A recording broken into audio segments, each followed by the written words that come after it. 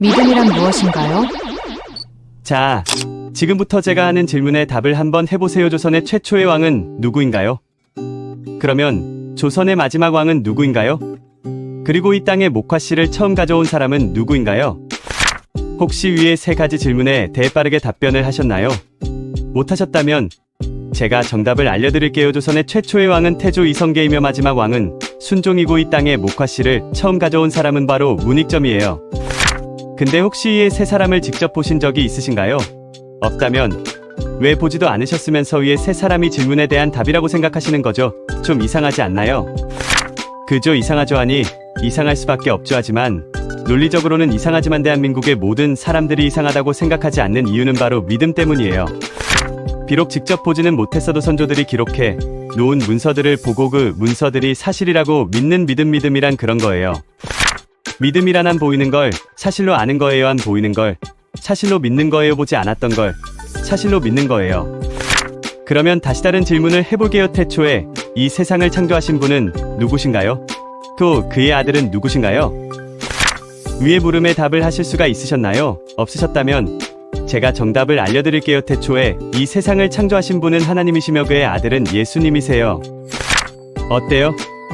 제가 한 말이 믿기시나요?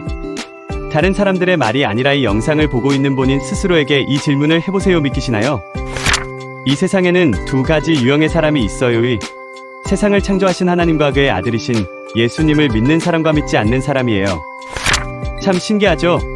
어차피 보지도 않았던 이성계와 순종과 문익점은 믿으시면서 어차피 보지도 않았던 하나님과 예수님은 믿기지 않는다는 게 둘 다 모두 직접 본 게 아니라 기록해 놓은 문서를 믿는 건데 사람들은 하나는 믿고 또 다른 하나는 믿지 않는데 그 이유는 사람들은 자신이 믿고 싶은 것을 믿기 때문이에요. 성경에는 이런 말씀이 있어요. 믿음은 바라는 것들의 실상이요 보이지 않는 것들의 증거니 선진들이 이로써 증거를 얻었느니라.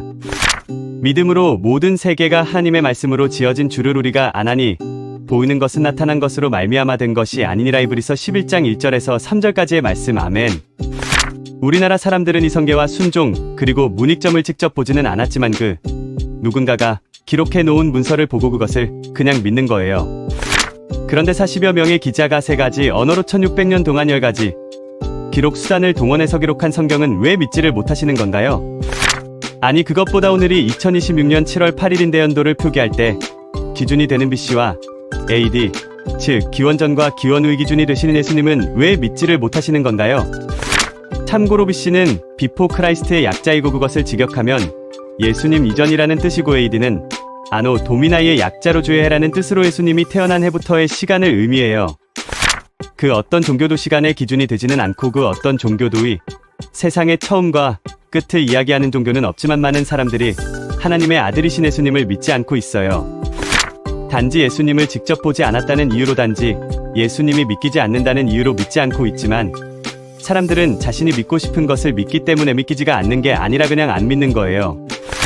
그러나 내 믿음과 상관없이 세상은 하나님께서 창조하셨고 하나님께서는 다른 사람이 아니라 나의 구원을 위해서 자신보다 더 소중한 독생자 예수님을 십자가에 못 박혀 죽이셨다는 것을 믿는 믿음. 보지 않았고 보이지는 않지만 그 사실을 믿는 믿음, 그것이 바로 진정한 믿음이에요. 내 인생의 유일한 던전 오직 예수 그리스도.